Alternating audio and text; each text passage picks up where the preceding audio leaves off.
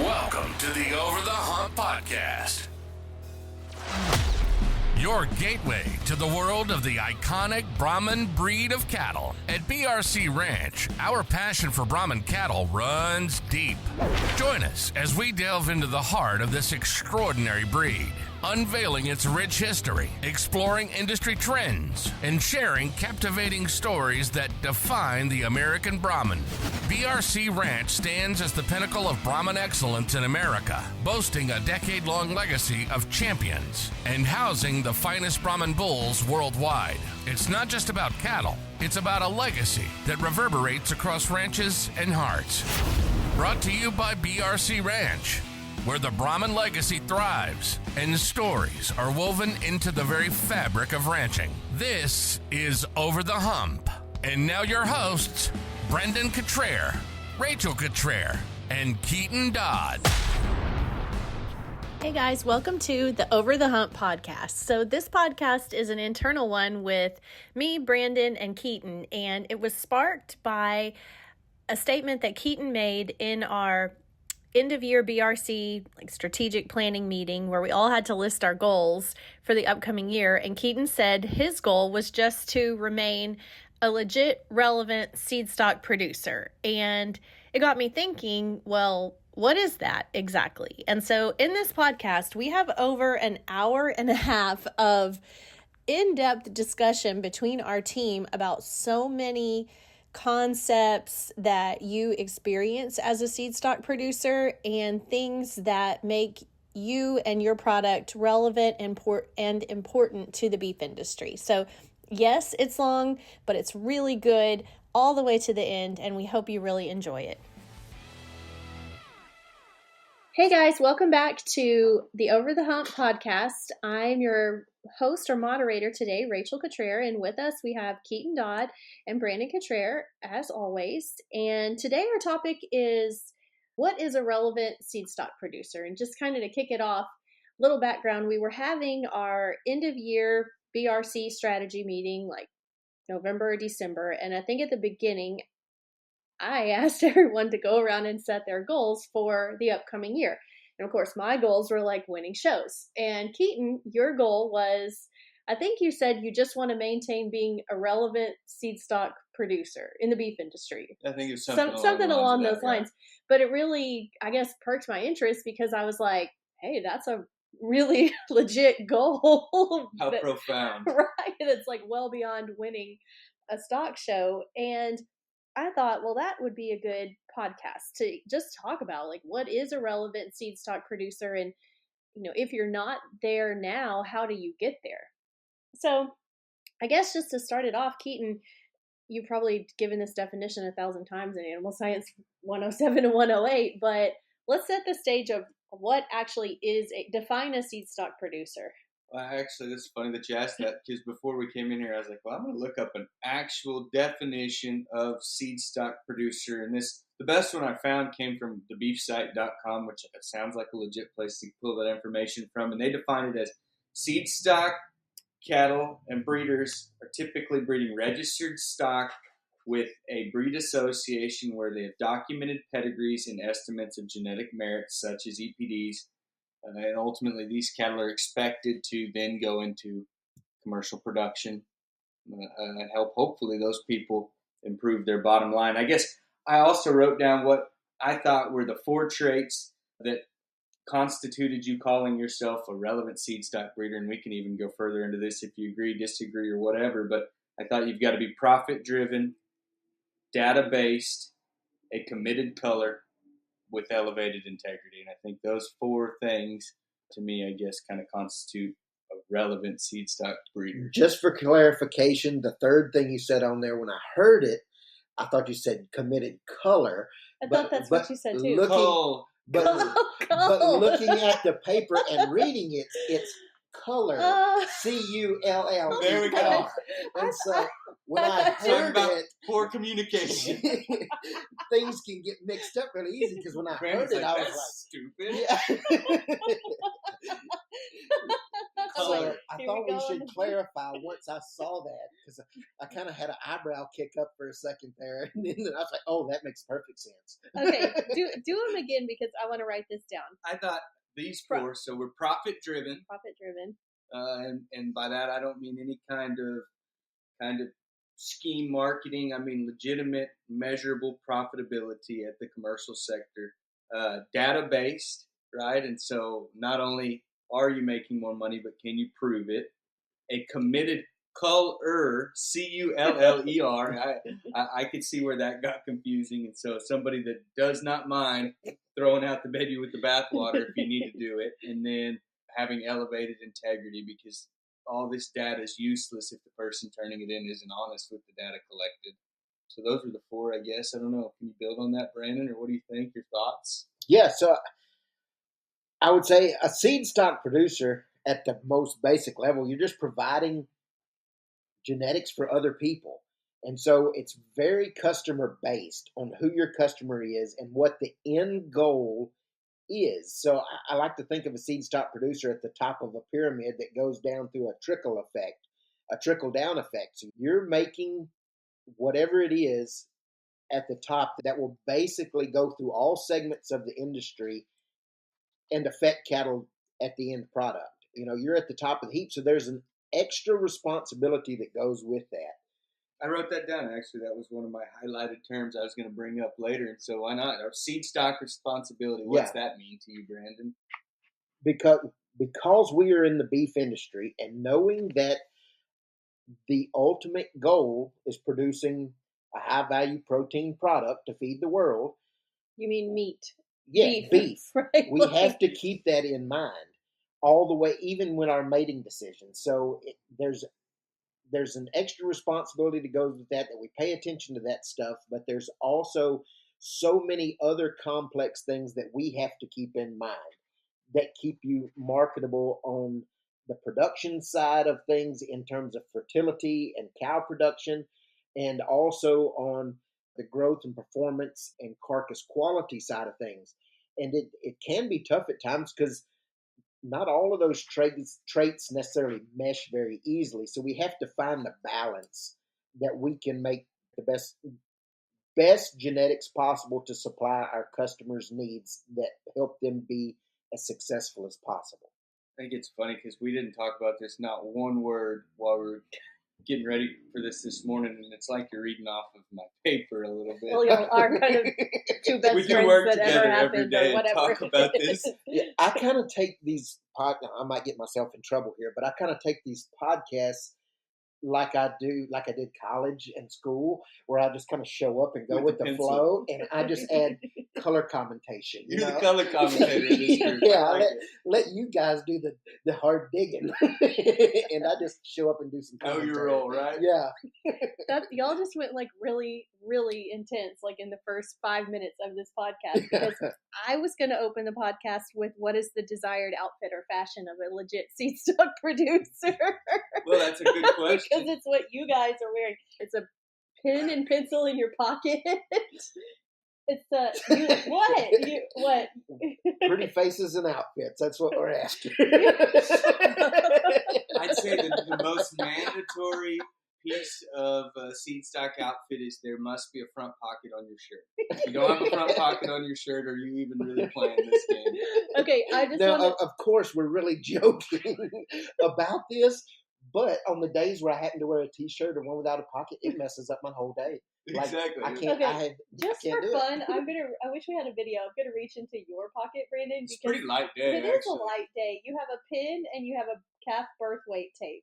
Well, and you also my calving book is on my desk because I was entering calf information, so that's why it's not in my pocket. And right you now. also have like a lot of splatters of manure and mud. Yeah, on your I was shirt. tagging calves this morning, and we got 2 inches of rain yesterday. And you were wearing a Capital Farm Credit ball cap. That's right. You got Without them, to support them. Who's Okay, financing this operation? Keaton's ball cap is El Campo Livestock Exchange. Yeah, I got the And what flannel is in your pocket your pen. pocket? And then in my pocket, I've got a cell phone and an entire list of our semen and embryo inventory. Would this be like our version of Dale Grisby's Super Puncher? That's it, I guess. Seed stock super puncher. There we go. That is funny. Okay, back to some serious questions. You guys can go wherever you want, but I just kind of jotted some questions down. Toss up. Is everyone who owns registered cattle a legit seed stock producer? No, not What at all. percent would you estimate? 5% of people that own registered cattle? Because, I mean, I don't know. I have a It lot of falls good into questions different to come in. categories because there are certain. This is tough. I think it falls into two different categories. You have breeders and you have multipliers, and breeders are really making strategic mating decisions with a goal in mind, and they're trying to reach that goal. But all are necessary because you have to have somebody to make the numbers.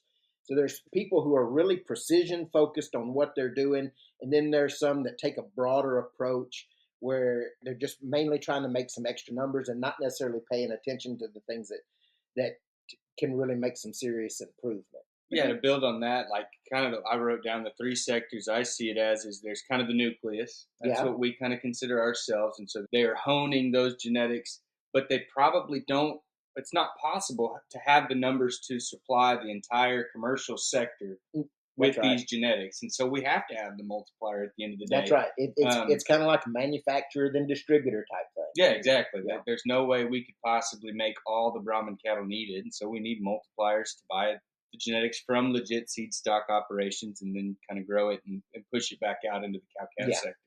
Well, you kind of gave 2 topics. I actually wrote several, that there are a lot of people that are that own registered cattle that are not interested in being like a legit seed stock supplier. I don't want to say legit. Everybody is legit. I mean, like relevant, like making an impact in the beef industry. So I jotted some down. Having cattle for tax purposes. That's a reason. Yeah. I had a customer at Ranch House Designs so we have cattle, we have to make a profit off of our cattle, profit driven.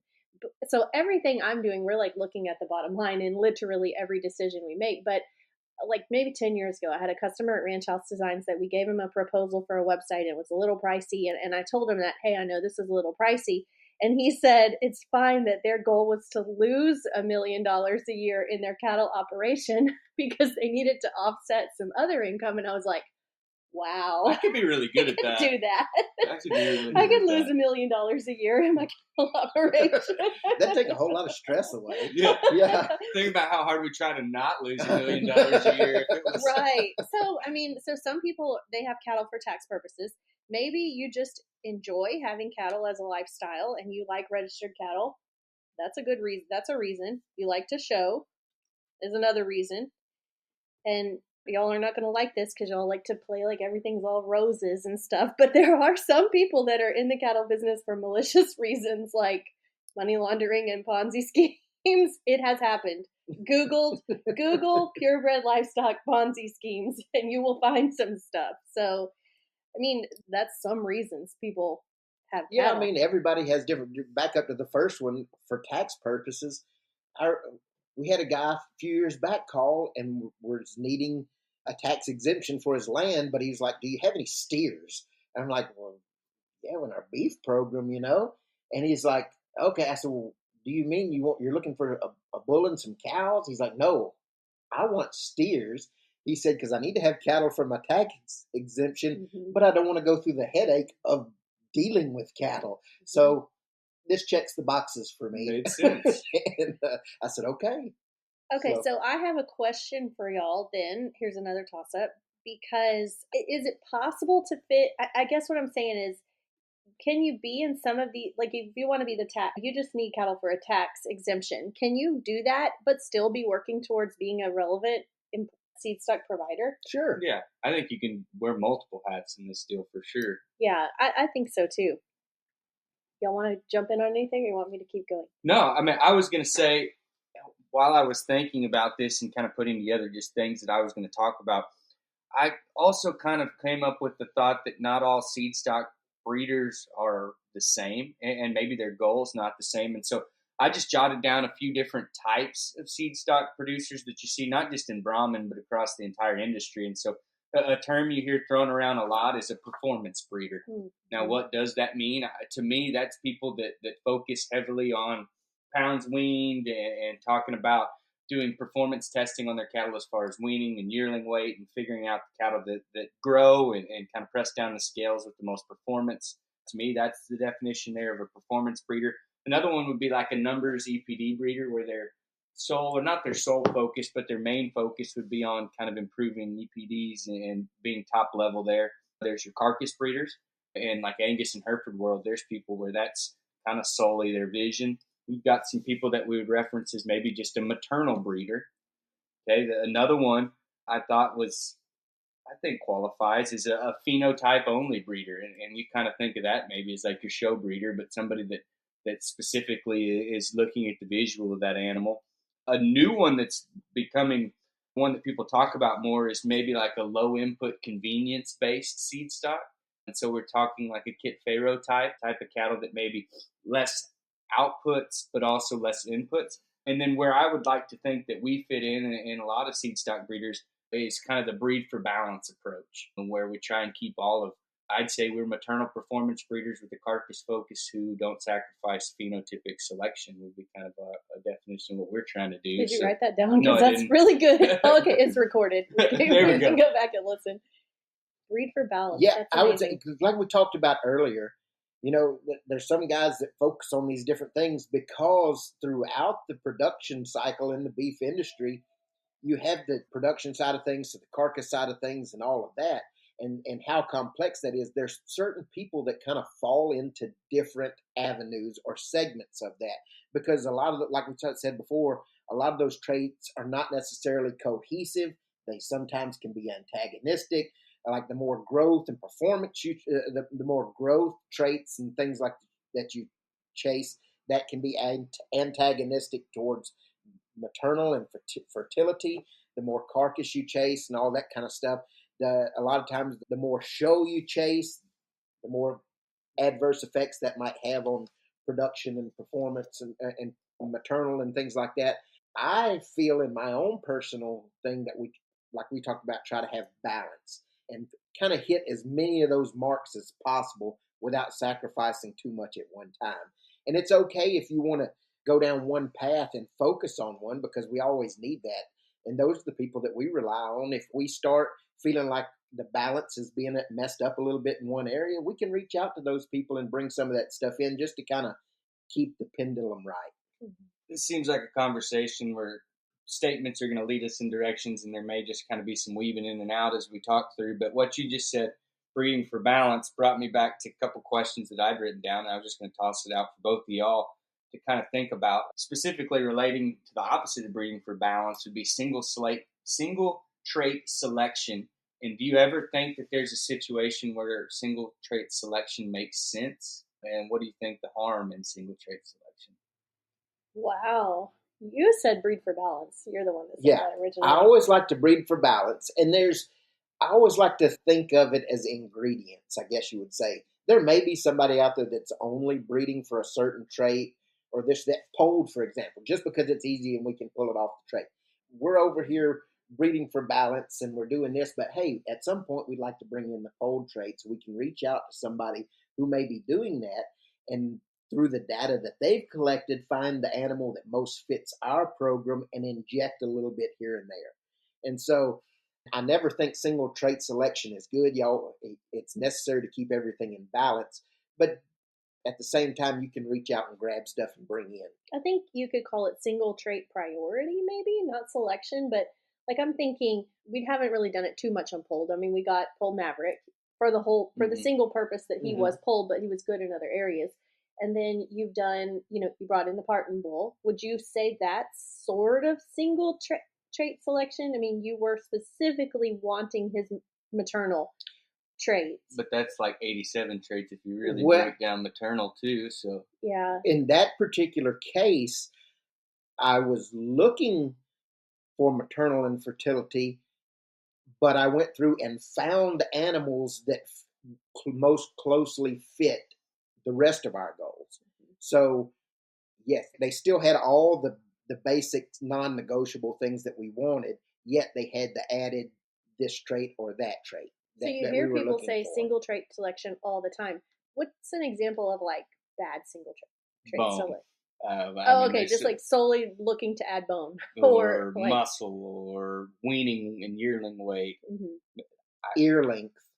That one did take us down a path. A pretty little bit. faces. Yeah, Horn faces, horn length. kind eyes. Yeah. Yeah. No, but if I would say that you can go down a path too long and it be extremely detrimental to you. Just for example, the more bone you chase, the less fertility you get. You know, of course, it's good to have an adequate amount of bone, but the more and more you go, it starts affecting other things. So, like I said, I like to think of it as a set of scales or a balance, you know, and just try to keep everything in the middle, everything moving forward at the same time. I mean, the only trait that I think you could even justify as maybe a single trait selection trait that would benefit profitability is if your sole basis was if she brought a calf to the pens every year, and that's the only single trait would, I guess, it'd be fertility or something. But this kind of builds on something to ask both y'all too. A, is breeding for extremes acceptable? And then B, have you ever, or do you see it okay to reach out and use an animal that as a total doesn't fit your system, but has some pieces you're trying to gain? Yeah, absolutely. And I think that's kind of what I was just talking about a little bit.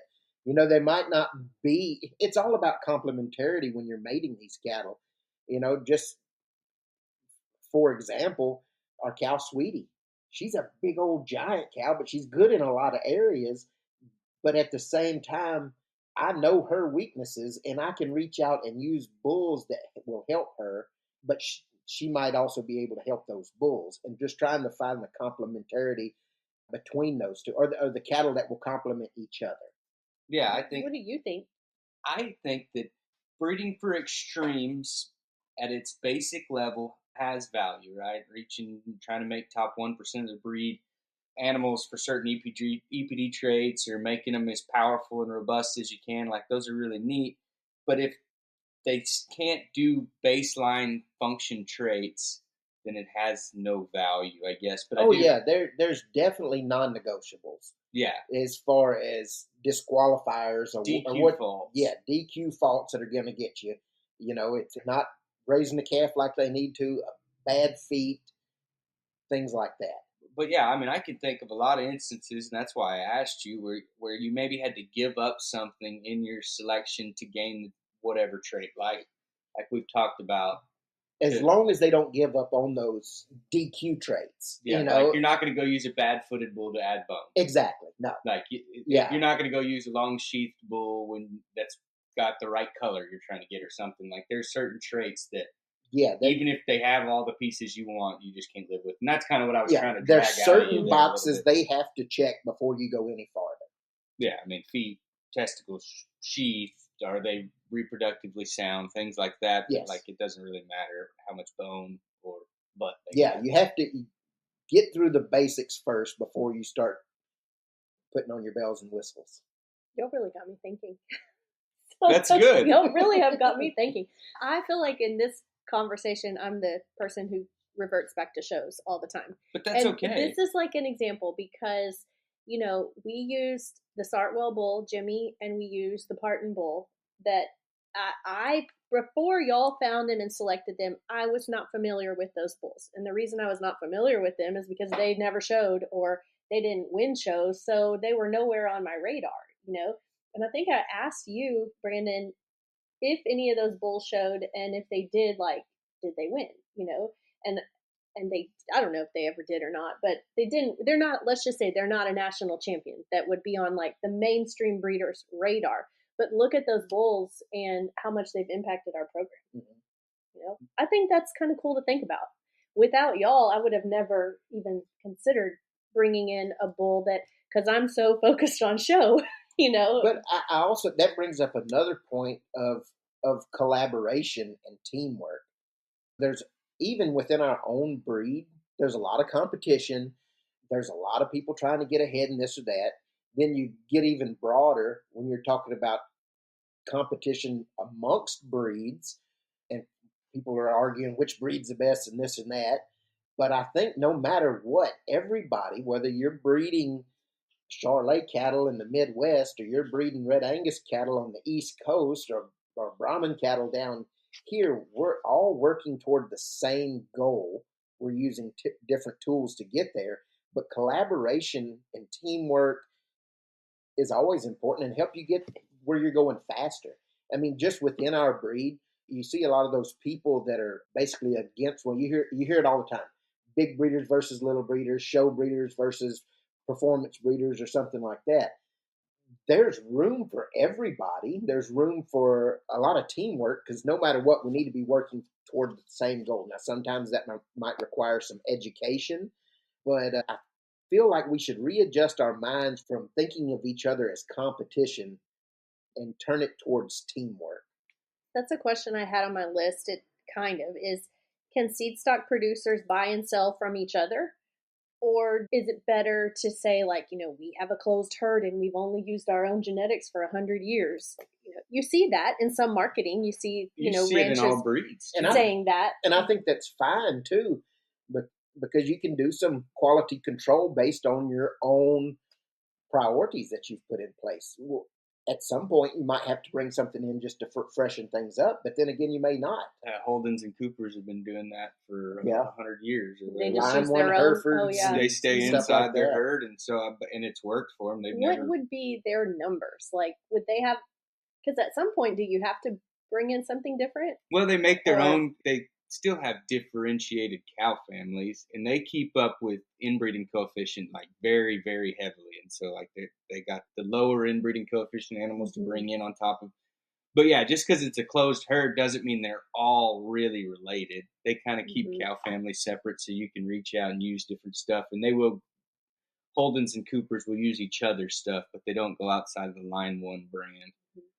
But yeah, well, that kind of goes back to what we were just talking about, bringing some of those new bulls in. And, we got to noticing a few years back that things were getting pretty tight throughout our entire herd. And we're really focused on just 2 or 3 animals. And looking ahead into the future, I was like, I don't know how much longer we can maintain this without some kind of genetic regression, because things were getting too close. So we had to make sure that we freshen things up. So we started looking for outside genetics to bring in. But of course, like I said, they had to check those boxes, but also with the purpose of freshening things up. So yes, they met all the baseline requirements that we needed. We brought them in, incorporated those genetics, created some new genetic lines. And now I feel comfortable that if we had to and weren't able to bring in any outside genetics for the next 20 years, we'd be fine. Yeah, that's interesting. No, as long as you have a plan, I guess, is kind of the biggest deal. Like Holdens and Coopers, when they got into that and they decided to have a closed herd, they had a plan. They knew there was going to be problems, and so they set up kind of some things to avoid those problems going forward, I guess. Like Stuart has a spreadsheet, not to reveal all his secrets, but he has like a spreadsheet where he has his matings planned out like 2 and 3 generations down, It sounds silly to say it, but how many times have we had a week-old calf and we've talked about what we couldn't wait to breed it? Oh, yeah. I mean, that's the level and the depth that you have to have a strategy. And then we ended up castrating it for one reason or another. Yeah, exactly. But we had a plan. But we had a plan. That's right. Got any other things, Keaton? One I was going to ask both of y'all is, do you have to have an embryo transfer program in place to be a legitimate Seedstock outfit? No. I might respect you more if you could pull it off without having to do I agree. Could you think about how good of a cow herd it would take to raise 100 sellable bulls and not use ET? Yeah, I bet that's awesome. a hell of a set of cows. Are there any? We're working toward that. Are there any? We're not there yet. Operations that are like that? Yeah, there are. I couldn't quite name them off the top of my head, but there are definitely operations that even don't even AI. They just turn out walking bulls. But at the end of the day, right, wouldn't you want, we talked about this in a different podcast, but if you're going to buy bulls, wouldn't you want to buy a bull from somebody who's turning out bulls? Oh, yeah. If you're going to buy cows, wouldn't you want to buy cows from somebody that's got 1,000 cows in production that are all doing the right thing? My mindset has shifted, but when I was younger, I always thought an embryo calf should be worth more because it was an embryo calf. But now that I've gotten older and married him, I'm more impressed if someone says it's a natural calf. A good natural calf, to me like 230, or that's more impressive to me now. Not to take anything away from embryo calves, but that holds a lot of value. I think it's important. Like we said, just because it's an embryo calf doesn't make it good, but the reason behind it being an embryo calf should be what you're focusing on. So just because it's an embryo calf means absolutely nothing. Yeah. But the reason that you thought highly enough of that particular cow to put her into an embryo program, that's what counts. And not show ring winnings. Well, I mean, if you're producing strictly show cattle, it could be. You know, a seed stock producer is supplying genetics to someone for something. So if your sole customer is a show ring person, but is that really a seed stock producer if you're solely producing for if you're producing, I mean, to me, a seed stock producer is you're producing for commercial. Yes, I guess you have to complete the title. Seed stock producer can be anything. A seed stock producer might be long-eared, flop-eared rabbits that you're breeding for somebody for show purposes or whatever. But a seed stock producer for relevant beef production, you have to kind of fine-tune a little bit. Yeah. But you could be a seed stock producer for strictly show ring. You could be a seed stock producer for strictly growth and performance. You can be but for relevant beef production, takes in all aspects of that supply chain from conception to consumption. Yeah, I mean, to me, the only thing that ET constitutes once that calf is born on the ground is that we've started off with a negative $600 balance on that calf is really all that means to me. That's exactly right. Because if somebody is flushing a virgin heifer that has never proven anything and making embryo calves, that's one thing. But then if somebody is flushing a cow that's 12 years old and had 11 calves in a 330-day calving interval and ratioed at 103 throughout that time and was able to raise a good fat one every time that was super marketable, I find a whole lot more things to be impressed about on that old cow that was waited on and had proven herself over time versus back to the statement. Just because it's an embryo calf don't mean nothing. Take into consideration the story behind that calf. Mm-hmm. I agree. So this is another conceptual question. I think as a seed stock producer, this is where you should be thinking, and I don't know if everybody's always thinking this way. Does your environment mimic the environment of your commercial customer?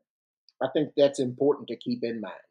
Is the environment that you're making your cattle perform in mirror that of your commercial customer?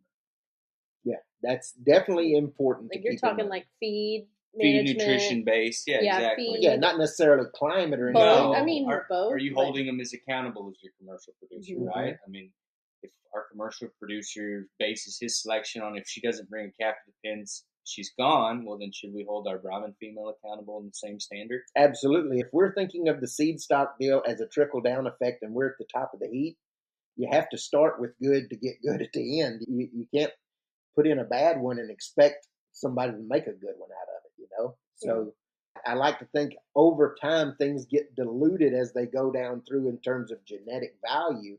So we have to uphold the highest value that we can to have the most success throughout the industry. Okay.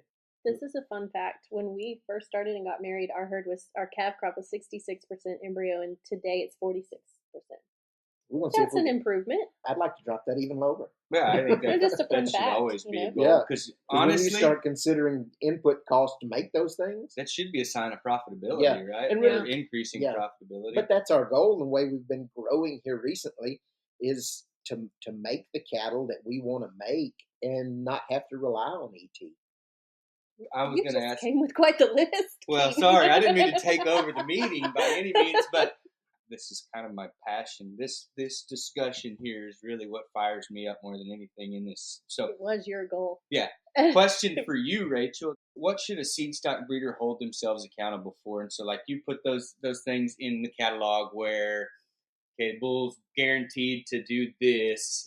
But like, there's different levels, and some people guarantee things more than others. And so, what do y'all think is a fair guarantee on breeding bulls and breeding females? And what do you think You put me on the spot. That's a great question. Well, I mean, I just know that you have to be the one that thinks about that when you put together all our catalogs. And so I think you have to provide a breeding guarantee, right? And that's what we provide, is that we guarantee all of our bulls to be natural breeders.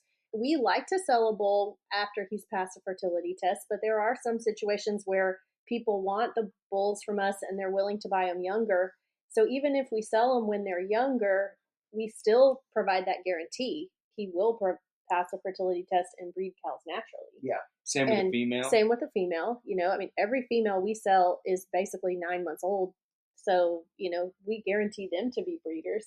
Now, I will say that I don't think you should have to offer a lifetime guarantee. To me, meeting that guarantee is like you have one calf crop, and I don't like this when this happens, but let's say someone turns out their bull, they breed it for a year or two, and then the bull gets struck by lightning. I don't feel like that's covered under our guarantee. You have to be able to get calves. And what we do is if for some reason there is a problem, we usually tell people to bring the bull back to us, and then we just butcher it and we replace the bull with an equal or better bull. Well, so being in this business, there's people I look up to, or just I study what other people are doing and talking about. Jason Hoffman, somebody I think that's obviously proven he can sell cattle, but he's a legit Seedstock producer, and he has a 2-year, I believe, foot quality guarantee. What do you think about that? I love that. That would be that. I mean, what do you think? I love that.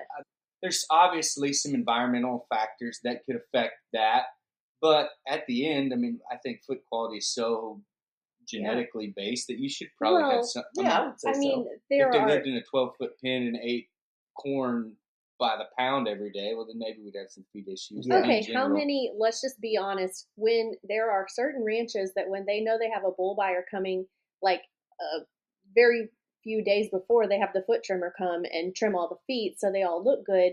And then, 6 months down the road, that buyer is like, hey, these feet don't look like what I thought they were. But that guarantee covers that. Like that guarantee would basically prevent people trying to scam inexperienced breeders by masking it with hoof trimming. Hold on. So now that you just opened up another door, do you think that's wrong? Scamming trimming the feet on your bulls, or a show bull? No, I don't think it's wrong to trim the feet on the show bull. The other bulls, you want to answer?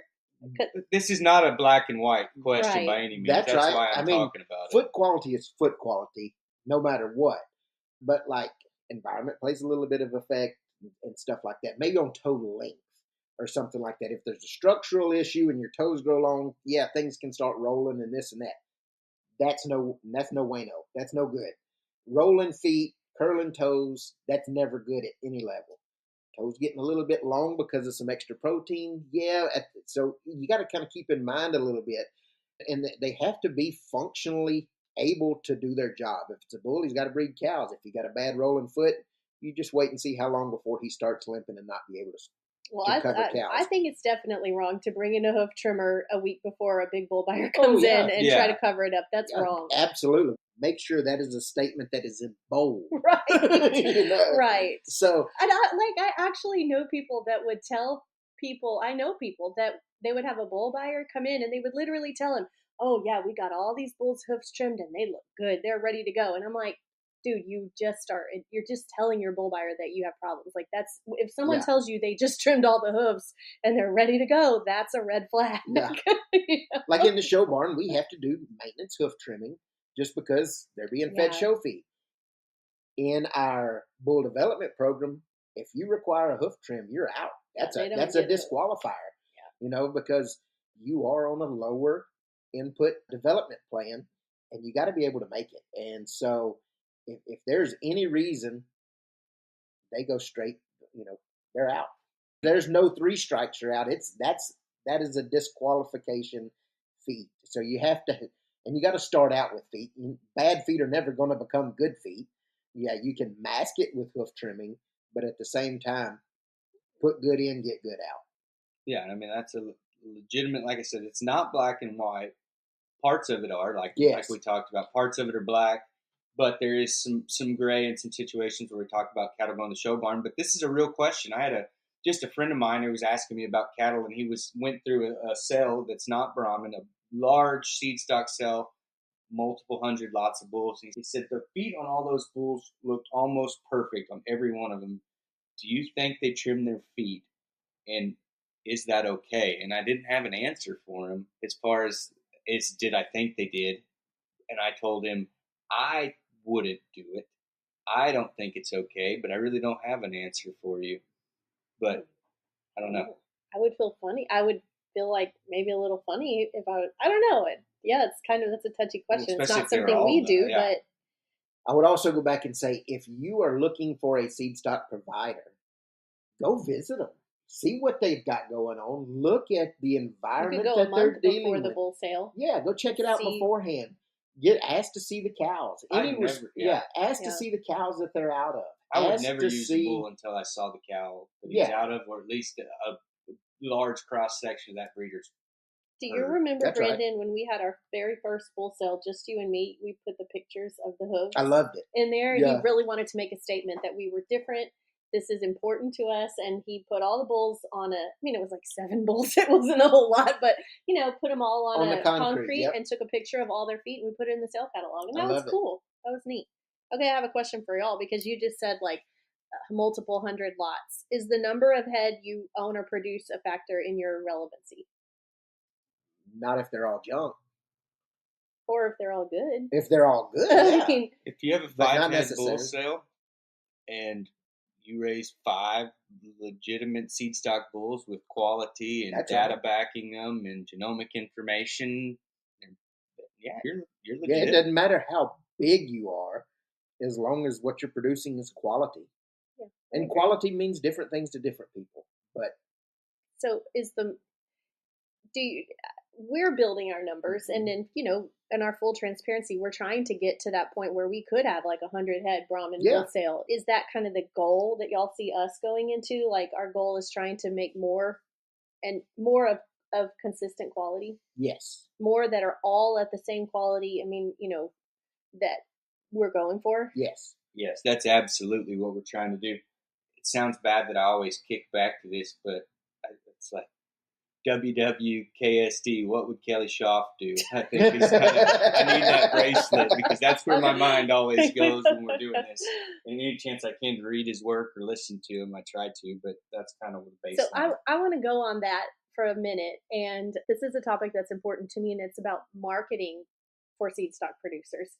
And I always use Kelly Schaaf as an example, because if you go to the SAB website, unless they've updated it since the last time I looked at it, it looks like the website was built in 2000. Literally, it's still it's an HTML website, with no graphics and maybe a marble texture background. I don't know. It's bad. I hate to say it, but it is, in terms of flashy visual, high impact website, it is bad. But what does that say about his cattle? I know. Some would say he's the top seed stock producer in the USA. I would step out and stand on this, that he is the top seed stock producer in the world. So, and his website sucks. I have said, dude, you need to contact me, ranchhousedesigns.com. But I think sometimes people can get blindsided by marketing or the flashy bells and whistles, but at the end of, and that's how I make a living at Ranch House Designs, but at the end of the day, it's the cattle that are the most important. And I would say it's being able to market your cattle. You might think in your own head that you're producing the best cattle in the world, but if you're not selling them, or if they're not performing for your customers, you might do good for just a little while, but you won't be in it for long. If you can't get repeat business, if you can't get those customers coming back because the cattle are failing for them, then the market will take care of you. We're going to go back to marketing, but do you have your quote? Well, yeah, the quote. So this is going back to Brandon's talking about the kind of more, I guess, commodity, or more of that. What's the average cow look like? I guess you could say. Hampton Cornelius, Cowdy Rich Hereford, doesn't know me from Adam, but I admire his program, and we're friends on Facebook. And he said, since I'm checking heats and mostly board stiff, I was going to get a little philosophical. My biggest pet peeve with breeding programs is when most of the emphasis is on a few elite cows and not enough attention is put on the average cow in the program. I feel that the just a cow, finger quotes, should be the barometer of your program's success. Most of the genetics a ranch sells comes from your own version of just a cow. Yep. This may rub some folks wrong, but that's the way I see it. Oh, that's so deep. Yeah, just oh the my cow. gosh. it's easy to show light on that good cow that is the high dollar earner. The donor or this or pasture that, the tours. donor pasture tours and stuff like that. The cows that go make you go wow, but the cows that keep you in business and do so year after year after year, stamping out consistent production. That's where you need to be focusing on. This is hitting close to home. Oh yeah, I know. have some questions for y'all. We because of course we use it. We have a front pasture that we send people. We drive through and all this kind of stuff. But we also have other places that nobody ever gets to see. If they could, if they wanted to, we're not trying to hide it. But there's places where we keep off and well, keep like for cows example, production. the cows we breed to Hereford bulls. Yeah, those you know. cows. But even the natural production cows that we're AIing and turning bulls out, but they're 10 miles down the road, and you can't necessarily take an average tour on. But if the person says, "Hey, I want to go see those cows," I'll take them to go see those cows. Brahman breeders know, you want the finest herd? You have to start with the finest Brahman bull semen, and there's no finer selection than at BRC Ranch. Our champion makers are exactly that, but we know variety is essential. We also offer semen from low birth weight bulls, polled/scurred bulls, and sexed heifer semen. BRC Ranch works to release orders within 3 to 5 business days, but you can always stop by the ranch to pick up your order too. Bring the top Brahman sires to your ranch. Go online to shopbrcutrer.com. Everybody knows our most elite cows. Mm-hmm. Okay, I'm going to highlight Lupita because I love her. She's 15 years old, has a natural calf, wins the natural produce every time. I think she's an elite cow that does exactly what she's supposed to do. On both sides. She was the heaviest bred donor we took yesterday too. So I mean, and we have others that do that, but she's probably the headliner. But in our herd, who are like just a cow? Your Noah's Ark cow. 978. Have you ever flushed her? We just started to. the Ingram partnership cows jump out at me as that type, like just $259. Yeah, bulletproof. Mm-hmm. 341, 344, 345, 346. Those are all good. Love those.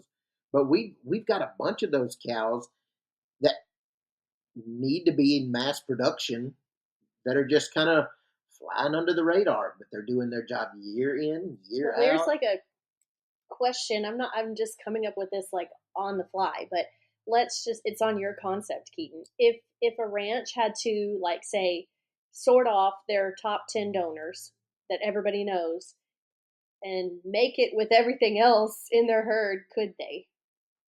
Is that a deep thought? That's probably I think that's a good self-reflective thought that a person could evaluate themselves on and sit back and say, hey, if embryo transfer went away today, would my cows carry me?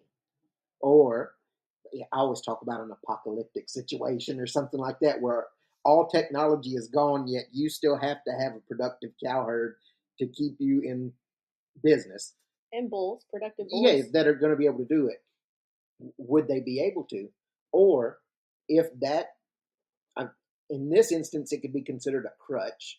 Or would an embryo transfer program, if that went away, can you still make it? So it's like a selection on production. Like Dr. Sanders, I took his grad school class is phenomenal. Anybody that's at A&M, take the time to take that class. No grades. And if one person was going to be absent, Dr. Sanders canceled the whole class because he didn't want anybody to miss it. And he just sat down. It was ramblings from Jim Sanders, but he used to always ask I want to go to that class. Yeah, me too. Yeah, because there was no homework either. So Dr. Jim Sanders approached us with the question, and he said, you've got a large group of cows, multi-sire pasture, and it's weaning time, and you got to select who's going to be your next breeding bull. How, Brandon, would you select what bulls stay intact to become breeding bulls out of that multi-sire pasture where you don't know any sire dam, or dam information, but you don't know any sire information? So how would you select your seed stock in that situation? In that situation, I think knowing the dam is enough, because hopefully you did your homework on what bulls you turned out in the first place that are checked all the boxes. But knowing the dam, if she got a good calf on her, and she's had a good calf previously and consistently and quality and done her job, focus on the cow. Yeah, so Dr. Sanders' answer to that question is the oldest calf who's out of the oldest cow. That's a good.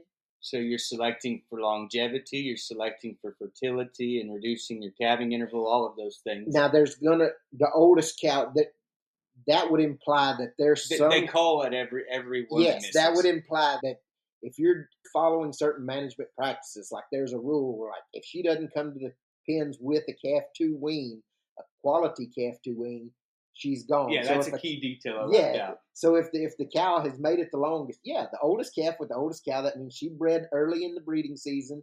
She's been there and done her job for the longest out of all of them. That has the most built-in productive, fertile.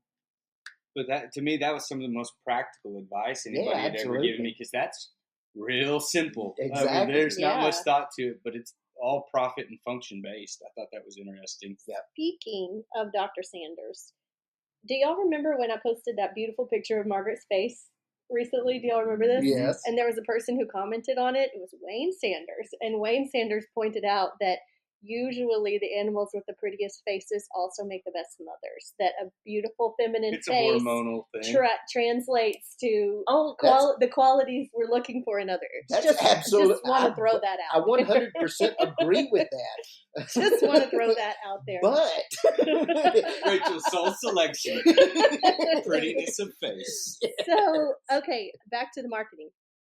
And we were talking about Kelly Shop and how you don't have to have flashy marketing to be a relevant seed stock producer. And I don't know who they are, but I definitely feel like I can visualize some Hereford ranches that are super legit, that have really plain ads, you know.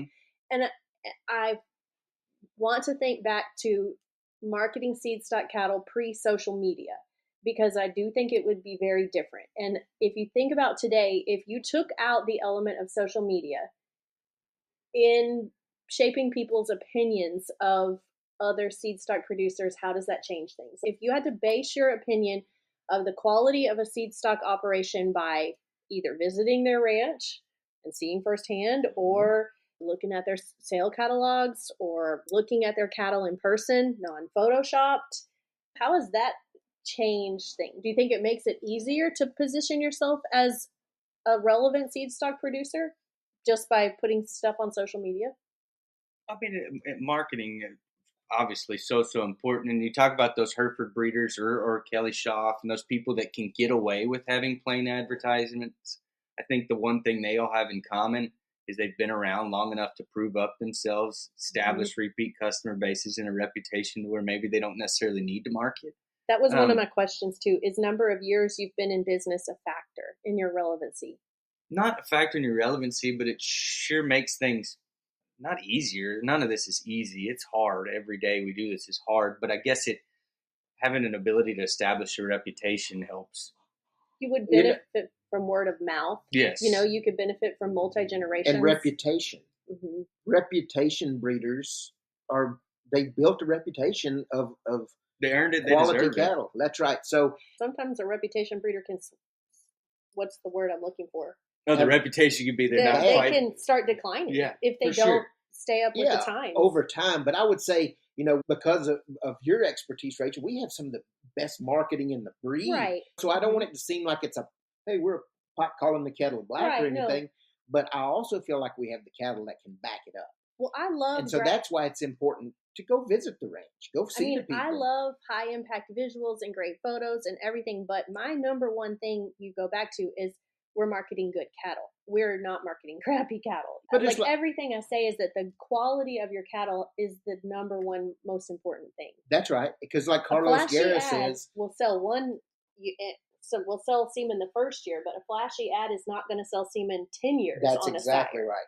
I mean, you got to get somebody to get them in the door. Like Carlos Guerra says, no see, no sell. No see, no tell, no sell. Yeah. They got to see it. You got to get the door open. And so just because we have good advertisement that's flashy and eye-catching and things like that, doesn't mean we don't have the cattle that can back it up. I'm just going to share this because maybe the highlight of your year was recently when you had a guy call you and say he wanted some Brahman bulls. And initially he was going to come, and then he got busy, and he literally called Brandon and was like, hey, just pick me out 2 Brahman bulls and bring them to my ranch. And like, that's a legit seed stock breeder right there. Reputation based. Yeah. that was one of my best days selling cattle. And it was two $5,000 bulls. But he called me. He said, "Hey, I've been following y'all's program for a long time. I know you guys and all this kind of stuff." He's like, "I trust you." He's like, "I need 2 bulls. You pick them out, bring them to me." And I said, "Okay, if you don't like them, we'll take them. I'll take them right back home." And he said, "Fair enough. Let's do that." And so dropped him off. He loved them, all that kind of stuff. But also at the same time, because of that extra responsibility that was laid on me, I made sure I got him some good ones. We got the 2 best bulls in our pen. That's right. Know? And do you remember, like, there was a guy also recently that, I think he bought like 3 bulls for breeding on Angus, and he did come down here, but once he saw all our bulls, he said, "From here on out, I'm just letting y'all pick and deliver them." Yeah. He trusts y'all. And that's an honor, right? That's validation that's the highest measure that we're doing the right thing. Like I said earlier, the market will determine whether you're a good seed stock producer or not. You can make claims and you can put in fancy advertising and you can do this and that. But if the market, if your cattle can't back it up and you don't get that repeat business, you're not able to sell those cattle when people actually come in person, you're not going to be around very long and you don't have to worry about it, so. Or you see all the dispersal sales with people selling all the cattle they bought from specific ranches. That's a red flag. Big pet peeve of mine right now, and I've seen it all over Facebook. Different people where the marketing doesn't match the cattle. Yes, like maybe you're claiming that these are efficient, fertile, low input cattle, but then you go look at calving records, and I think that's easily disputable. Or like, there's a lot of people that hijack the term maternal and they say they're a maternal breeder, yet they're flushing 3-year-old cows. And how are you a maternal breeder if you flush a cow before she's even been in? Just when the marketing doesn't match the cattle, it drives me crazy. Well, I had this on my list of, are you selling emotions? Are you selling facts? Which kind of goes to one of your main points. I think it was data driven or data based. Are you selling like this pipe dream idea of, I don't even know what it is. Or are you using directly measurable facts in your marketing? Yeah, I want the business to get to the point where cattle sell for a premium value because of the value that they in turn bring their commercial producers. Like Kelly Schaff, he doesn't sell them for $500,000 because people are proud of all the banners that he's got in his office, because those don't exist. He didn't show. I don't think he shows. They go and buy them because they get an increase in their bottom line when they use cattle purchase from him. Well, just going back to Brahman, a past guest on this podcast, I'm just throwing this out there, who has the highest averaging Brahman bull sale in the breed? Kempers. George Kemper. That's right. Kemper cattle. Does he show? Nope. He never wins a show or anything like that. I wouldn't say he advertises a little, but I wouldn't say he advertises heavily. Watch it. So hold on. Watch where you're going with it. But my point is, he's built a reputation of quality cattle that can perform and back up the claims that he makes on those cattle. Those cattle are bulletproof in the claims that he makes, and his customers have, because of that reputation and the customers that have been successful, that they keep coming back year after year, and he has built such a following over the years that those return customers are now competing against one another and paying huge premiums for these bulls because the cattle can back it up. Well, to back things up a little bit, I just kind of want to tell y'all my dream. And Rachel always says she's the show person. We're not the show people. I love shows. I really do. As a seed stock marketing opportunity. To me, my hope in one day, and I don't know if it ever gets back to it, but I want old style Denver, old style Chicago back, where you load up a group of cattle to go to the show with hopes that they don't come back with you. When those were actually events based around marketing seed stock, there was capital exchanged. How many of those breeds at Denver, the only other person that's buying semen from them at that show is somebody else that's showing at that show. But just the old days of the carload where there were actual seed stock trading hands. I don't know if we could ever get back to that. We've said this before, but Houston is probably the closest to that. It's the last frontier, really. Yeah, the Houston Livestock Brahman show. Which is amazing because that was what its original mission was.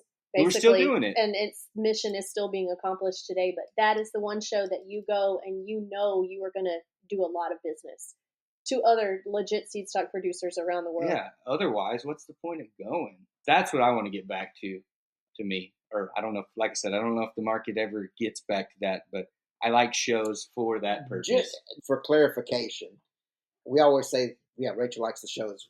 We don't like them. I don't necessarily like the shows. I love the competition. I love being able to show the cattle off and things like that. What I don't like is the environmental effects and management effects that go into those show cattle that affect them later on in life. And so, because yes, if we're putting our best of our best on our show string and we're giving them everything they need to, it's going to take me a little while when I do get them turned out in the pasture to get them acclimated back to the conditions that they need to be working in and be productive in. That's where my problem with it is. But other than that, I love the competition. I love the people being able to get out there and see them and stuff like that. But also, we just got to keep in mind not to get crazy with it. And just we're in a good place with our show cattle. I feel comfortable with it. We're at a happy medium because we still show, but you make sure those bulls are naturally breeding at the right age, and those heifers like still got to breed. You turn them out in the summer on a grass pasture. When we're not going to shows. I feel like this whole podcast I've literally just been quoting people that I look up to, but another profound statement that I heard that Jason Hoffman said that stood out to me and one of his American ranchers, because I have a problem. That's all I watch when I go home. There's more cow stuff. It's an addiction. But he said, we don't raise show cattle. We show our cattle. And I think that's kind of what we do. We don't raise show cattle. Mm-hmm. We show our cattle. Yeah. And they just happen to win shows.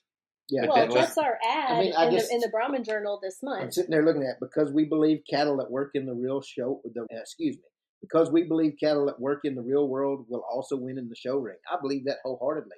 Now, if you flop that and made it vice versa, I think you got a problem. If you're breeding for the show ring, it doesn't necessarily mean it's the other way, but there's no reason real world cattle can't compete. I'm just going to shout out to both of y'all, because BRC has been very successful in the show ring, and I attribute that to y'all focus on function first as to why. And when we have fair judges, industry judges, I mean, when I say fair, I mean judges with integrity and judges who understand the beef industry, our cattle have been rising to the top because they do the things they're supposed to. Mm-hmm. Yeah, no, I think it's important. And like we said, we try to breed for the balance. Get out the cattle that don't work, things like that. There's been plenty of times back in the old days, you'd hear that person that called, man, I just had a great one. This is a bull calf. He just born this morning. He weighs 115 pounds. He's going to win Houston in 3 years. And the bull does.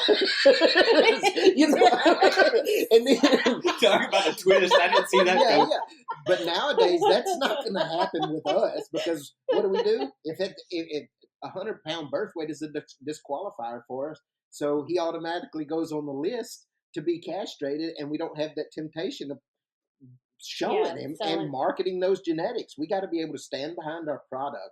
So now we might market them towards different directions, and I think it's also important to know your customer and know the animals that are helping them. Don't just sell them anything to be selling them. But yes, while there might be some wide variety within your cow herd in terms of this trait or that trait, matching the genetics in the cattle to the customer and their intended use is extremely important to keep in mind, because there's not everybody's going to be able to use the big high performance bull. They need some other traits that they need to focus on, and vice versa. You have to know those guys in their production in our show goals. string right now, bulls. Who's the heaviest birth weight bull we have, and what is it? See, I'm trying to think. Go through the bulls it would now. Probably be 240 if I had to guess, because he's a noble son. I think he might have. There's another fella in there that's sporting one a little higher. Oh, okay. I mean, but like 230. Little buddy Melvin, maybe. Yeah, would be nice. Well, but Melvin's birth weight. We talked about that. His mom was on show feed up until the day of his birth, But I mean, you look at the bulls in our show string; they have very manageable birth weights. Most of them do. Now, there's a few that don't, but like in the case 230, he's in the low 80s. Yeah, right. But even my line of thinking, if we're going to set a rule of a certain birth weight, and past a certain point of the disqualifier, I don't care anything about I'm not going to make excuses for him on why his birth weight was that way if I don't know 100% for sure. I'm just going to go ahead and at some point we got to draw a line, cut bait. That was a draw a line factor we disagreed on early in our marriage. Yep. Because I knew those bulls that had an over 100 birth weight that did win Houston. I know. And I was like, wait, you can't do that because then you wouldn't have any bulls to win Houston when we first got married. Going back to like your thought of like, there's cattle that fit certain operations, certain functions. They don't all have to look the same. Like I was actually this weekend visiting with a fellow Hereford breeder that at one point in time was buying Brahman bulls and raising F1s, and he went to a large Brahman ranch, and I won't mention any names, but they kind of made fun of him and said he was picking bulls that didn't have enough growth and didn't have enough bone and didn't have enough muscle. And he said, well, wait a minute, fellas. Do you know what I'm doing? Because the bulls that y'all are pushing on me and telling me I can't pick cattle would kill half of my cows, or they're not. That's not what makes a quality F1. Mm-hmm. And so it's just keeping in mind. You have to know your customer. And that's, like I said, the market will dictate whether you stay in business. And if you can't match those cattle with the right customer, then you're not going to last very long because you're going to have a bunch of unsatisfied customers. I would revise that statement even more, that the market will dictate if your customers can stay in business. Yeah. As a seed stock But if producer. your customers can't stay in business, you're gone too. Yeah, it's all a trickle down. Yeah, I mean, that's my point though. Your customer, you can't be a legit relevant seed stock ranch if you're selling cattle, but your average customer disperses in 3 years. You know, I mean, in 3 to 5 years. If they bought the heifers from you at 10 months old, they're literally dispersing after the first or second calf crop, or maybe they had no calf crop, and that's why they're dispersing. I don't know, but that's the red flag number 2. You know, if your customers continually just get out of business. Right. Well, question for both of y'all that I know the answer to, but just transitioning. I know that we're probably getting long. This might be a 2-part podcast. Do y'all consider us relevant seed stock breeders? I would like to answer. You want to answer that go first? Ahead. Okay. I want to answer that very honestly. When we got married, I would say no. We were not relevant seed stock producers. We were only show focused. And in the last 5 years, I think we made a mindset change. I mean, in the last 5 to 10 years, we made a mindset change. And well, we were BIF Seed Stock Producer of the Year. I'm just going to throw that out there. I do think we are relevant, legit seed stock producers, but we still have room to improve. Absolutely. I mean, I guess everybody always has room to improve. Everybody's got to start somewhere. But over time, and if you've set goals and you're able to meet those goals, you're doing good. But if you've set goals and you can't meet them for one reason or another, it's time to evaluate yourself and say, why can't I meet those goals? And then backtrack a little bit and find the right path to go down. So I think it comes with a maturity as you grow as a breeder and producer. Always keep in mind the end goal of beef production, who your customer is, who you're trying to marketing to, and make sure if your cattle can back it up in whatever the claim may be. And so, yes, when we first got married, you were absolutely right. We were strictly showing and stuff like that. But my entire life, I looked up to those. Like my oldest number one hero was Lee Leachman. When I was a kid, I used to get those semen catalogs his semen catalogs, the Leachman cattle. And he was, I think back in those days, he was the number one seed stock guy in the whole world, marketing thousands and thousands of bulls throughout the year. And he had that wagon wheel looking spoke tie area that you could come look. But anyway, I would get those mail and I would read them from cover to cover. And there's images and ideologies that have been burned into my mind from that. And so I've always kind of used him as my basis. But as I've grown and seen other breeders and kind of formed and molded my own thinking, I still look to those guys for guidance, I guess you would say, as role models and mentors. But like I said, when we first got married, it was strictly show, but I had dreams of selling commercial bulls to commercial producers that would help them have productive cattle, but also have cattle that could compete anywhere on any level in any segment of the industry. And a lot of times it takes some self-reflection on how are we going to get there? Am I using the right cattle to get there?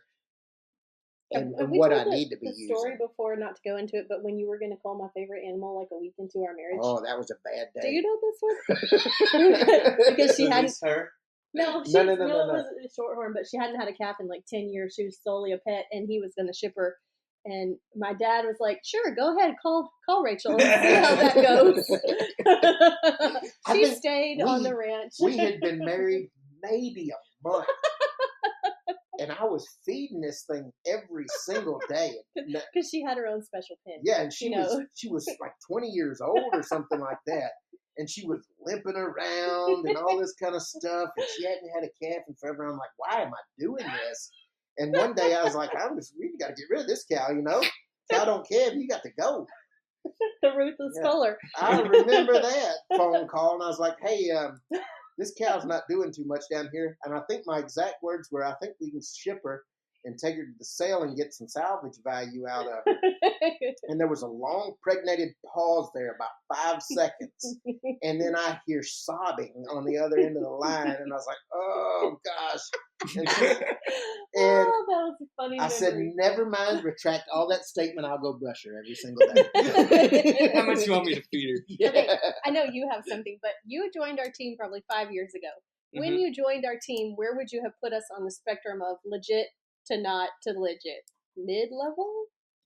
Mid to below average level? I think you would have had to think we had some potential. Yeah, otherwise you wouldn't have came. We were so new that it's hard to say that we were anything because we were just establishing a path. I mean, I would say intentions were legit, relevant Seedstock production. Were all the cattle that? No, we've weeded through a bunch of them to find the cattle that do fit kind of the direction, I guess. Just think from the outside opinion.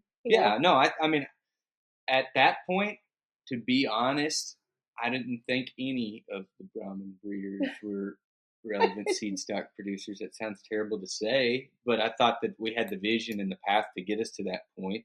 And like I said, I do think that we're headed in that direction and trying as best we can. This is for you, Keaton, too. What do we need to do or add to bump up our level of relevancy, if anything? Probably. We haven't talked about the number of traits we measure. Yeah, I was going to get into that, actually. Well, yeah, so that kind of transitions to a question I was going to ask both of y'all, and it all works hand in hand, is when you buy an animal from us, what are you getting? That's a deep question, okay? So you're getting a beautiful face. An absolutely gorgeous face. And we've talked about show winning. We've talked about, or we haven't talked about this, but these cattle are going to be DNA verified and have genomic EPDs available. I wanted to talk about the traits that we collect, because data-driven was one of the key points that I mentioned. And we here at BRC, and this is mainly Brandon's job, so kudos to him, and I don't deserve any of the credit, but we keep 23 traits on pretty much every animal that rolls through our system. That will have a birth weight, gestation length, cavities, calf vigor, udder score, teat score, mothering score, cow temperament score, and those are all taken the day they're born. At weaning, we'll take weaning weight, weaning hip height, and disposition. At yearling, we'll take yearling hip height, yearling weight, disposition at a year's age. We'll take pelvic area on the females, scrotal circumference on the males. At that time, we're also going to ultrasound, and there we'll take a percent IMF, REA, rib fat, and rump fat. We'll calculate REA per hundredweight and use that very heavily. And then also some kind of more cow-related traits or function-based traits that we keep up with. We try our best to take claw and angle scores to maintain foot quality, and we also keep up with calving intervals on all of our females. So you're getting that. You're getting the DNA verified product that has genomic EPDs available. What else is there? You're getting a product that you're guaranteed to know that their mother calves regularly, or at least that we are trying to make it to where all of those cows. You know the pedigree is what we're claiming it is. You just listed 23, 28. This is weird to say my earliest memory of performance measurements, but it is. My earliest memory of performance measurements would have been maybe like in the 84, 85 era. It was like the bull big shot, and there was 3 measurements: birth weight, weaning weight, and hip height. Those were the 3. Of course, that was selecting for an extreme hip height, but now, 35 years later, look at all the things you measure and have. And I mean, some I of would this may argue- mean nothing to somebody, Well, I but would argue that a 10-foot hip height means absolutely nothing. But turns out some of you these know- could be a negative. right. I'll say this: not every animal we own works for everybody. A little bit of it by design. We have some diversity within our cow herd to meet certain customer needs. But like I said, we have those baselines that we will not sacrifice on those disqualifier traits of bad feet. No matter where they're going in the world, who they're performing for, or something like that, we want to supply cattle that are structurally sound and have good feet and all those things, as good udders as we can make. No matter what, all cattle have to have that. That's something you can't sacrifice on. But certain parts of the world can handle a bigger cow, and they like a bigger cow. Some parts of the world cannot. Some parts of the world want a low birth weight. Some parts of the world want a heavier birth weight. Believe it or not. You know, You just got that I phone just call. got that phone call because I was like, he was like, what are your best bulls? And I said, well, which area are you trying to work on improving your cow herd? And he's like, everything. And I was like, Perfect. that's a good Right. goal. Let Yeah. me give you a good all-around balanced choice of bulls that you can select from that may not get you there extremely fast to a certain area, but is not going to negatively impact you anywhere.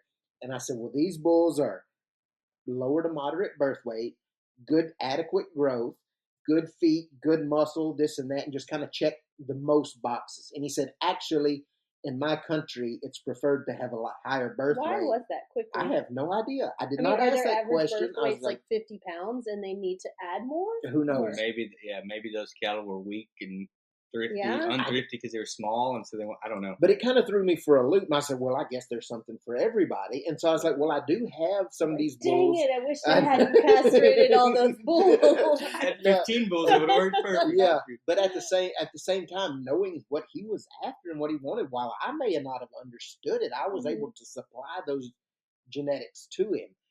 But at the same time, not sacrificing those disqualifiers. Other thing is, you can see it maybe in the Angus breed right now. For so many years, those guys have been chasing Cavanese and low birth weight, and Cavanese, that those calves have almost got a little bit puny. So they have to kind of stouten them up a little bit and get some strength and vigor back in there. I would say I heard a guy on the Angus Underground the other day. They were talking about birth weights, and they said, "Well, what's the right birth weight? What should we all be looking for?" And they said 1 pound under the problem on the one that's going to give you the problem. So, you want the heaviest birth weight calf you can get that's not going to give you a problem, because these calves. It's all linked to growth. Yeah. So, but at the same time, there's so many factors that go into that. If you're going to it, yes, that would be the goal, because they get here heavier, they have the chance to grow faster and all that kind of stuff. But you can't have problems. And if you're looking at Brahman back on those Hereford and Angus females, you got to pay even extra attention because of the hybrid effect and getting that 10 to 15% increase in birth weight. So like I said, it goes back to knowing your customer and where you're going to send those cattle to which segment of the industry. And so, but we all judge shows. Each one of us has judged shows, and I always get asked, I think it's a silly question, but I do always get asked, what's your type? And the longer I think about it, the more I try to construct an answer of what is my type. We all have given a bunch of ranch tours, and we've all probably been on even more ranch tours. And how many times have you been on a ranch tour and you got she's a little thin because we just weaned a big calf off of her, or her feet aren't perfect, but it's because she was at the show barn, or she didn't calve this day because we flushed her, or her teats are a little big, but it's because she lost the calf. And once I started to really put all that together, I guess I like a no excuse type animal. And yes. and it's so easy to go on a ranch tour. Now when you're you don't have to, you're saying you're giving the tour, or on it. Gotten the tour. I've gotten yes. the tour. At other Okay, that's what I was like. ranches. I'm Yeah. like, you've been given a tour, and you've been given these excuses. No, that's why I emphasize I've been on even more ranch tours Yes. than I've given. And Yeah, I want to be able to give the tour with no excuses. exactly. Not Yeah. one of those, oh, well, don't worry about that. Yeah. It's actually, she got injured when she's crippled. Yeah. Like, But like I was talking about before, the variation within our herd, I might give several tours a day to different people throughout different parts of the world, and knowing those countries' needs, the customer needs, knowing that customers, I can direct them in the tour to the cattle that they would like the most, and maybe stay away from the cattle that they don't like the most. Mostly you're talking about in terms of frame size, probably, right? Yeah, stuff like that. Yeah. Frame size would be big. Fleshing ability, Yeah. like a super skinny cow or super fat cow or whatever. Do you have a cow on the ranch you have to give an excuse for? I'm just thinking. I'm like visually thinking through the front pasture. Do you want to answer? I was like, 797. Well, she's the oldest cow on the ranch. Does that count as an excuse? Yeah, that's right. That's an excuse. Reason being, okay, look, there are certain cows, very, very few, that have earned the right over time to die at our place. I'm getting Because choked up. because I of think I what do they have do. her picture up there, don't I? It is Yeah. right behind you. Yeah, it And is. so there are certain cows that will never be butchered or sent to the packer not because of sentimental reasons, because they gave the best hugs or had the prettiest faces. She has a terrible face. Yeah, but they're cows that have proven their worth time and time again, year after year, and have made us successful enough to be where we are. And so, like some of those really special foundation cows that have really proven it, I'll let them live out their days. And Well, she's one of I them. think that's almost being a responsible seedstock producer. But there's been some air quotes good cows that got packed. You know, I'm glad you brought up 797 because I do Mhm. want to say this. Funny story is when we first dated, when we were dating, 797 was this was before we got married, and she was my superstar. She was like a class winner, class winner level. But Good animal. she was a good animal to me, and I was like, Brandon, what do you think about 797? And he said, from the neck back, I love her. From the neck forward, she looks like an auction barn cow because she still had her skirts. big I skirts. was like insulted. Yeah, from the neck back, she looked like $1 million. Yeah. From the neck forward, she looked like a $400 sale. Brutal. That was an indication of just the brutal honesty I was going to get for the rest of my life. But we were riding around during the Christmas holidays and we saw 797 and she looked so old. Full honesty, she was the worst cow in that pasture. Mm-hmm. She might be the worst cow we have on our ranch, in full honesty. And I commented to Brandon, got philosophical, that 15 years ago, that was the best cow we had. And now she's the worst. But that's good. That's what you should be doing is getting better. That's the process. Yeah, if you're not progressing, you're not going anywhere. Of course, what's next? You're always thinking what's next on the horizon. How do we keep pushing the issue or keep pressing and keep progressing? Well, at the same time, if you have a good functional herd of cows, at the very least, maintain. Don't ever try to back up. But when you get to that level, then you can start adding in more and more and more. But the thing is, you've got to get to that point where you have a good, productive cow herd that can make it, in any area. And then you start adding bells and whistles and never sacrifice, Well, I know Rachel's probably going to have to tell us both to shut up here at some point, but a conceptual question that just hit me hard, and I was going to ask both of y'all. And I don't know the right answer to this, and so y'all can kind of talk me through what y'all think, but will you sell somebody something they don't need? Yeah. That's a good. They're persistent on it, but that is not taking them in the right direction. Where do you draw the line? Okay. But like I said, I don't know the answer. Here's an example. The guy comes up and tells you what he's needing before he ever even looks at the cattle. Tell you what he's wanting, what he's needing, what his purpose is for. You direct him to those cattle that fit what he's trying to do. Yet he's looking across the fence in the next pen and it's like, no, that's the one I want.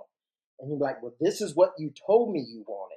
He said, no, but that's what I want. And I said, well, if that's what you want, let me fill you in on the rest of the stuff that what I think is make him you don't not want. So I was like, that animal that you're looking at is not going to work for you because you have a big birth weight or he's got a big birth weight and I'm not going to sell him to you. So because you're breeding him to Hereford cows, I'm not going to do it because I know you're going to have trouble. And so even though you might want that one, I can't sell you that one.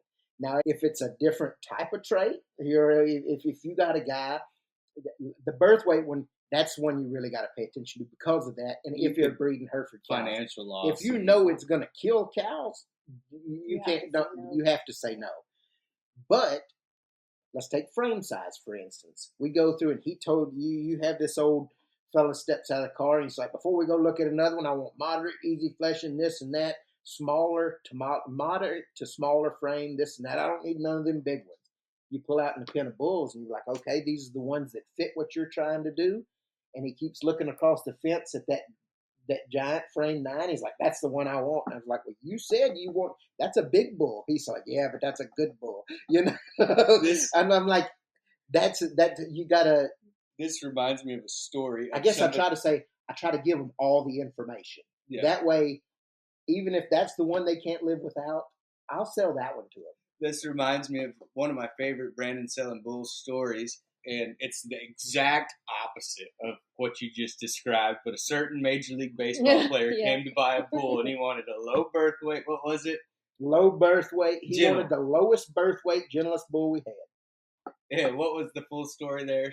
He showed up, and that's what he told me. He said, I'm breeding Hereford cows, and I want the lowest birth weight, gentlest bull you own, or that you have. And I'm like, oh, okay. And this guy, he could have bought anything on the ranch. He could have bought the ranch. Yeah, he could have bought the ranch. And we're sorting through bulls. First bull that walks in the pen. First bull is kind of the describe him. Yeah, he is the lightest birth weight bull. He's the gentlest bull. He is gentle. He's just a bull. He is probably, in terms of muscle and bone and eye appeal, he's the weakest bull in the entire pen.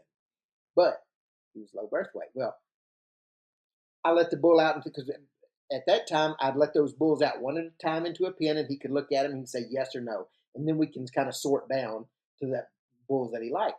So if they went to the no pen, they'd never come back. If they go to the yes pen, we'll bring them back in and kind of sort them down even more.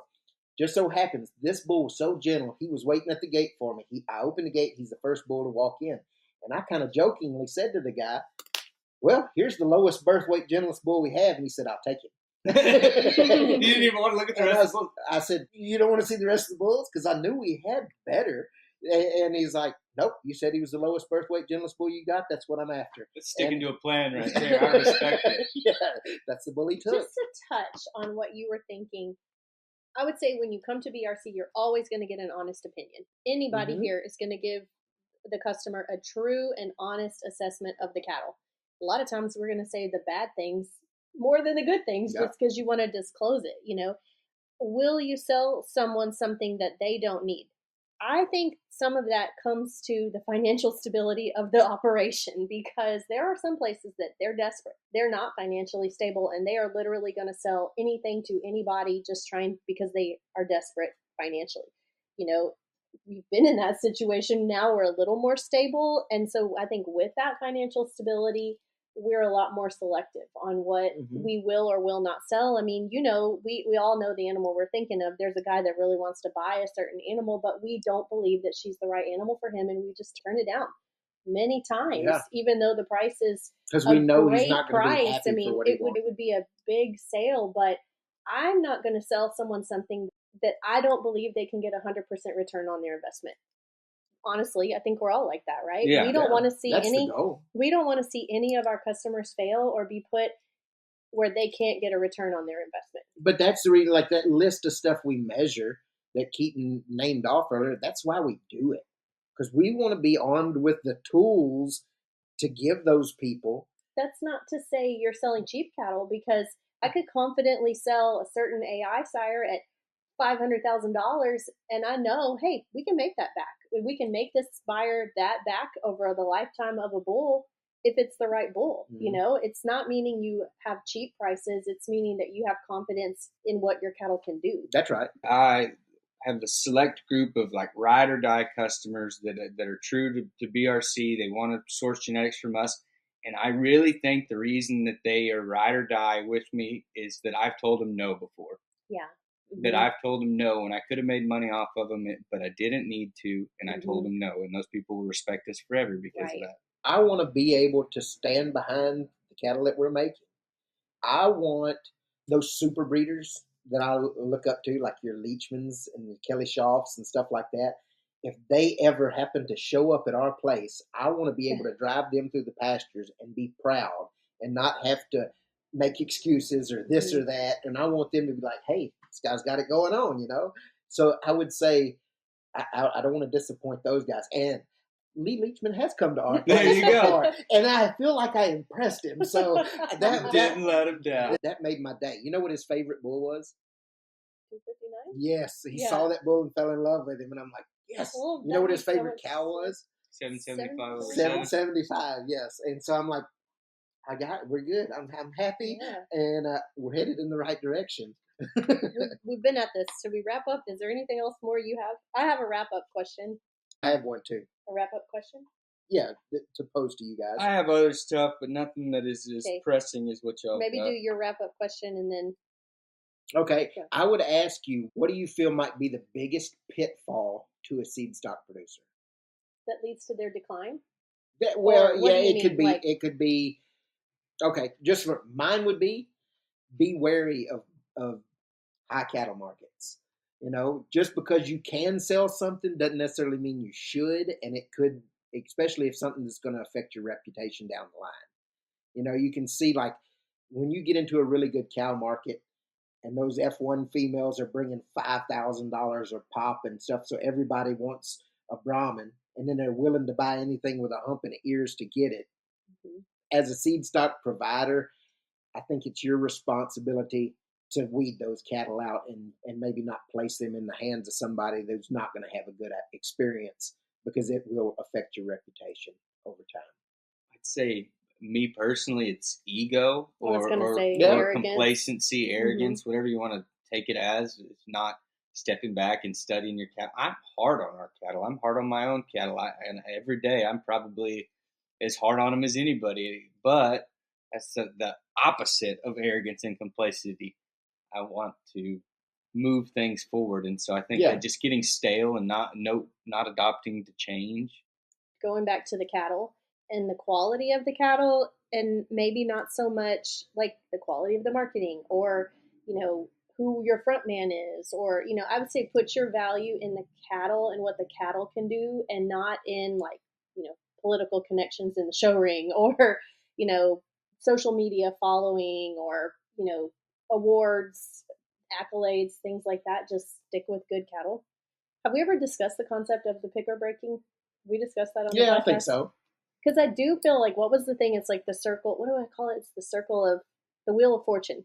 How every body and every business is moving in a circle at all times, and you're either like moving down in the circle, like you're failing, or you're at the bottom and you're getting better. There's a constant cycle, and knowing when you might be slipping a little bit and how to get yourself back better, self-awareness. Yeah, that's what I talked about earlier. I think you have to be self-aware. You have to constantly be evaluating yourself in whatever you're trying to do to make sure that you're staying on your cattle, evaluating your cattle. So you can stay on an increasing plane.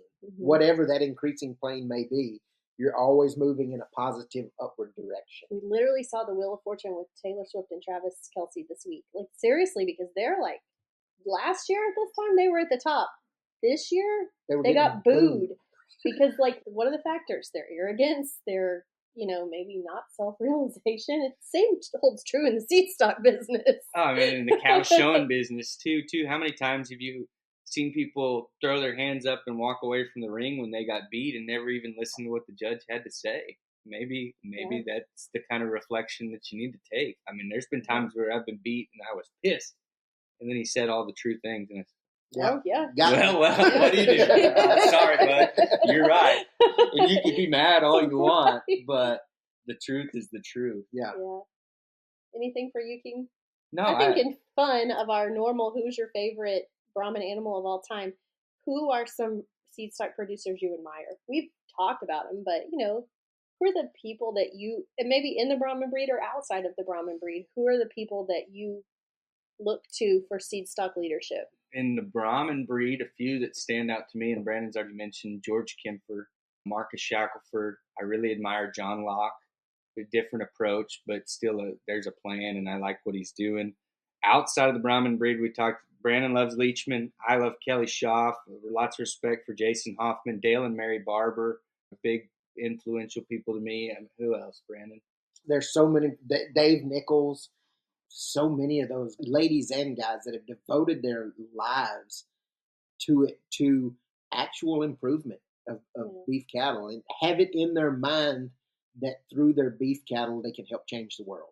Yeah, and there's like some promoter, like a Marty Ropp and guys like that, or a Mike Marlowe that maybe represent a conglomerate of breeders, but I think that there's so many answers to that, I guess. That's what I always try to do, and what kind of drives me is I've been blessed to be able to do what I love for a living.